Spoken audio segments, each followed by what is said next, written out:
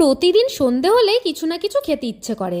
বরমশাইকে খিদে পেয়েছে বলাতেই বরমশাই বলছে কিছু একটা বানিয়ে নাও তাহলে। আমি ওকে বললাম ঠিক আছে, তুমি তাহলে কিছু সলিড চিকেন নিয়ে আসো, আমি তাহলে আজকে এগ চিকেন রোল বানাবো। চিকেন রোল বানাবো শুনে বরমশাই তো আমার খুব খুশি, ও তো চলে গেছে বাজার থেকে কিছু সলিড চিকেন নিয়ে আসার জন্য। আর আমি এদিকে ময়দাটা কিন্তু ভালো করে মেখে নিচ্ছি। ময়দার মধ্যে কিন্তু আমি বেশ কিছুটা পরিমাণে চিনি, লবণ আর সাদা তেল অ্যাড করেছিলাম।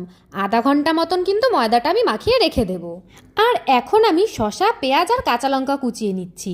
চিকেন রোলে তোমরা চাইলে গাজরও অ্যাড করতে পারো। জানো তো, এই ফার্স্ট টাইম আমি চিকেন রোল বানাতে চলেছি। তোমরা কে কে আমার মতন চিকেন রোল খেতে ভালোবাসো আমাকে অবশ্যই জানিও কিন্তু। এই দেখো, বরমশাই তো চিকেন নিয়ে চলে এসেছে আর আমি চিকেনগুলোকে কিন্তু ছোট ছোট করে পিস করে নিলাম। এবার চলো তাহলে সলিড চিকেনের গ্রেভিটা বানিয়ে নেওয়া যাক। প্রথমেই তো আমি কড়াই গরম করে বেশ কিছুটা পরিমাণে তেল দিয়ে দিয়েছি।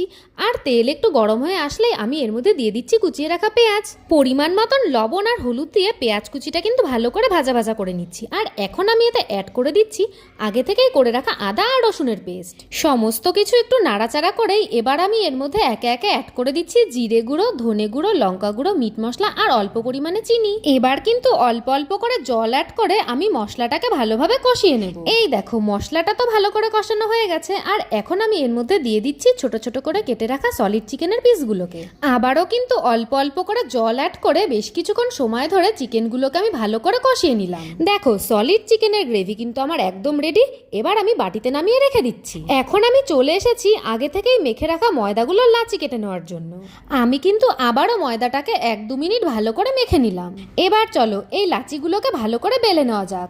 জানো তো, আমি না রুটি বেলতে পারি না, তাই কিন্তু একটু টেরা বেঁকা শেপ হচ্ছিল। কি আর করা যাবে, চেষ্টা না করলে তো শিখতেও পারবো না, তাই না? লাচিগুলো বেলতে বেলতে চলো আমি আমার প্রিয় কিছু দিদিভাইদের নাম তোমাদের সাথে শেয়ার করি। মিষ্টু দিদিভাই আমাকে কমেন্ট করেছে যে দিদি, তোমার সব রান্নার ভিডিও আমি দেখি, তোমার রান্নার ভিডিও দেখতে আমার খুব ভালো লাগে। আর সব থেকে বড় কথা, তোমার রান্না দেখে তো আমিও ট্রাই করি, খুব টেস্টি হয়। থ্যাংক ইউ সো মাচ দিদিভাই। সুপ্রিয়া ঘোষ দিদিভাই বলছে দিদিভাই, তোমার রান্নার ভিডিওগুলো আমার খুব ভালো লাগে, আমি তোমার রান্নার ভিডিও প্রত্যেক দিন দেখি, তুমি প্লিজ আমার নামটা নিও। এই তো দিদিভাই, আমি তোমার নামটা নিয়ে নিলাম।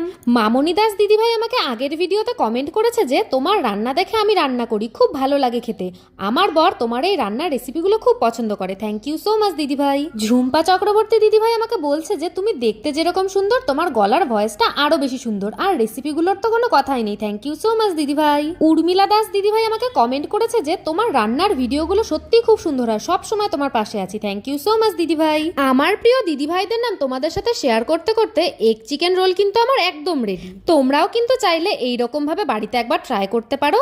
চলো এবার আমি খেয়ে তোমাদেরকে বলবো যে খেতে কেমন হয়েছে। খেতে তো অসাধারণ হয়েছে।